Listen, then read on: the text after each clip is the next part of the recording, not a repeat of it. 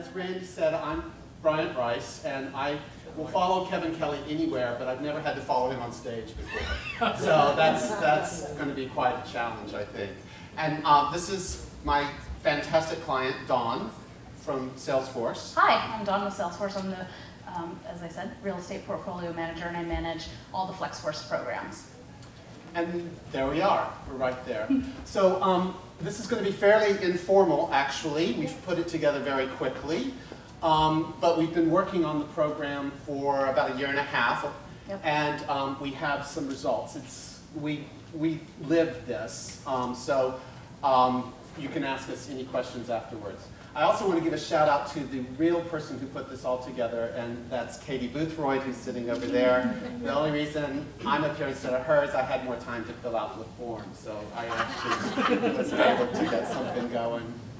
So what is FlexForce? This is what FlexForce turned out to be. And if you're not familiar with Salesforce.com, we're a cloud computing company, so social mobile open. What we needed to do was take our workplace and make it social mobile open. And working with DEGW, we were able to do that. We came up with these processes. And what Bryant and I are going to show you is just kind of how we were able to get to the program, and then now what the scalability is, and some metrics.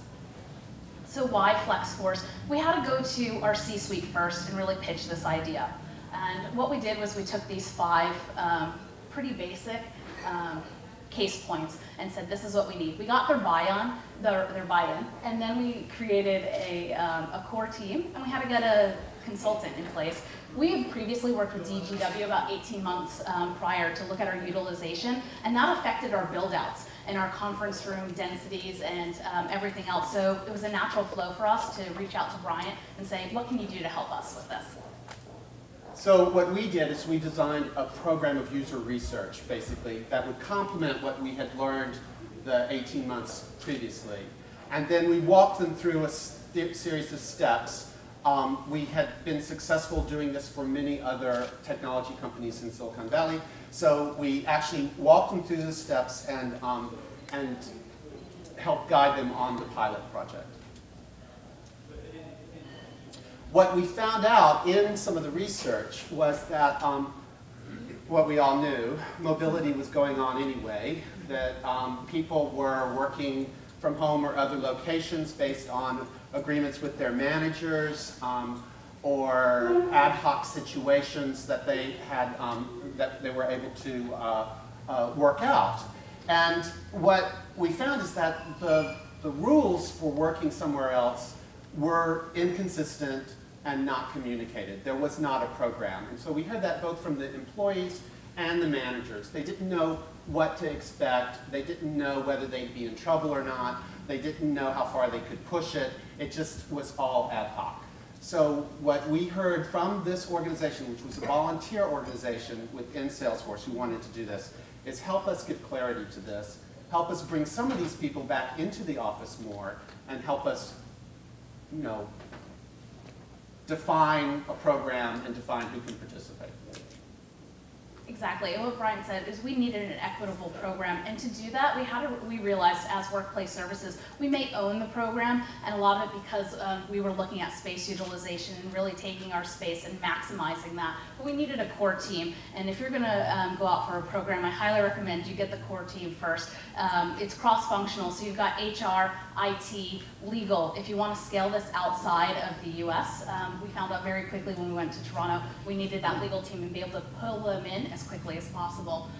We have our sustainability, it's very important to Salesforce.com, and communications. How do you put this out to larger groups of people and really message it and brand it as Salesforce.com? Another piece, there is a contract that is signed with the employees, and so the legal people were important for that. But the other great thing about this core team is that we were meeting weekly, and they really bought into the program. They helped design it. It was their program. So IT was supporting the program, HR were, etc. And the way we designed the program is we designed it in a way that it would fit in with Salesforce's existing HR structure. So basically what we did is we took a new category called the Flex Worker or FlexForce and inserted it between their existing mobile program, which is primarily for their sales and consulting team, and the more traditional resident people. Exactly, and we came up with an eligibility matrix. Part of what I do want to stress about our program, it's for the work from home program, it's opt-in. We're not going to force any employee to be a part of it. We recognize that some employees are not good workers at home. Some employees don't want to work in the office all the time, so it's this opt-in.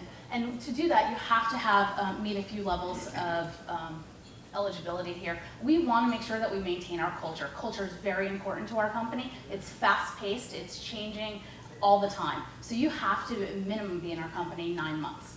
To get to the level 2, which is 3 days a week at home, you have to be there for a year. We've tested out in 2 different scenarios, different eligibility requirements. We also do stress that level 2 employees, it's a max of 3 days a week. Again, we want to maintain our culture, so we want people to continue to come into the office. We recognize that knowledge share is empowering.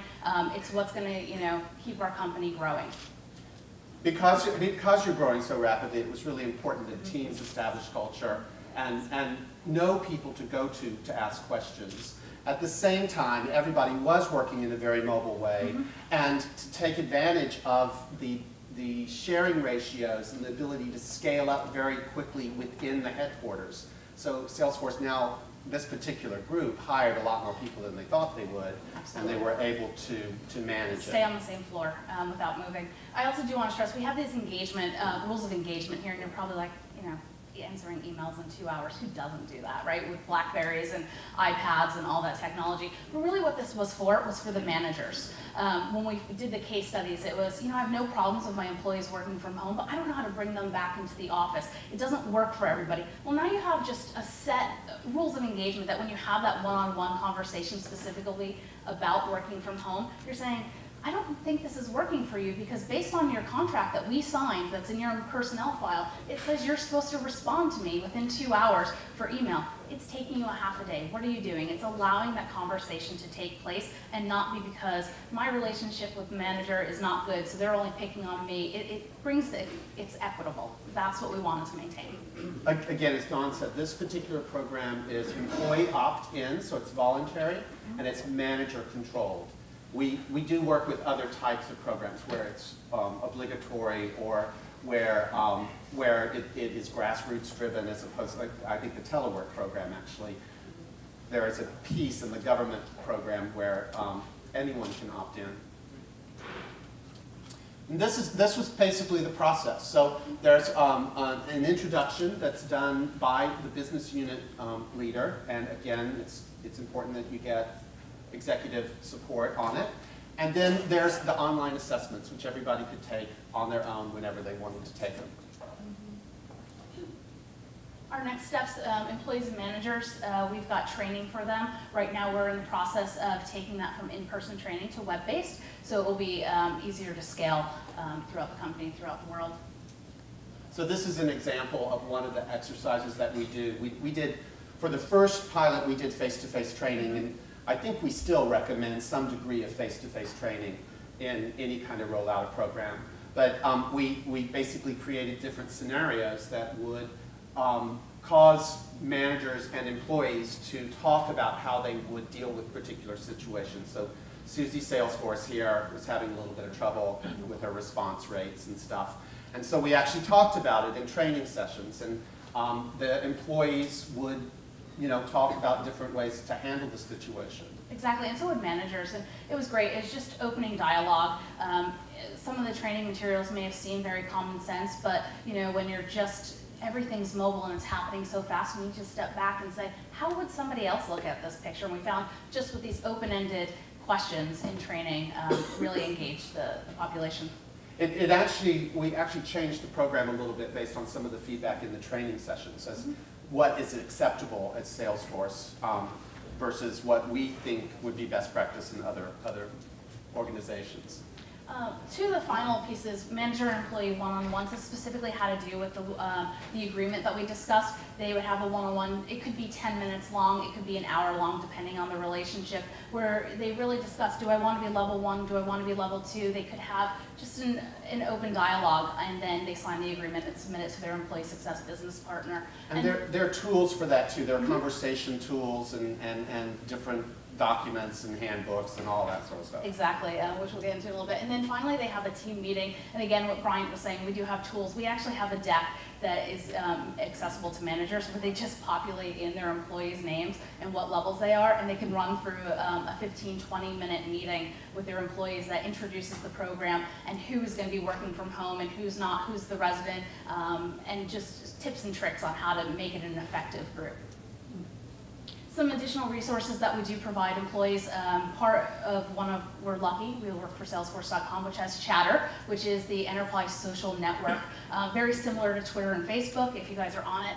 What we were able to do is create for the pilot a private Chatter group, real-time conversations going on. I didn't have to email incessantly to people. Remember to do this, I put it all on Chatter, people got daily digests. We now have a open to the company Chatter group for this program, and anybody can join. We do add people that are part of it. But again, I post a work from home tip every Tuesday. You know, I hashtag it. They're able to search it in Chatter. We also your influence spikes. Yes, my personal influence within the company spikes every time somebody likes my post. Which every Tuesday I do get a lot of people liking the posts. The Google page, we do use Google Apps internally, so I was able to set up a website, and I update that frequently. It's where everybody can go for their agreements, the calendar on when the enrollment period is coming out. Our leadership and employee development is helping us with the web-based training, and again, ergonomics when they're in the office. So this is sort of the scorecard. So those are the 5 original tenets on why we were looking at a mobility program. And this is what we saw happen. It was the customer satisfaction group, and they had very great metrics. So no performance metrics were reduced. They increased just a tiny little bit. We couldn't really claim that, actually, although I wanted to. If we go down to the hundreds, you know. Exactly. And people were happier. I mean, so that goes back to the happy quotients and the productivity, I think.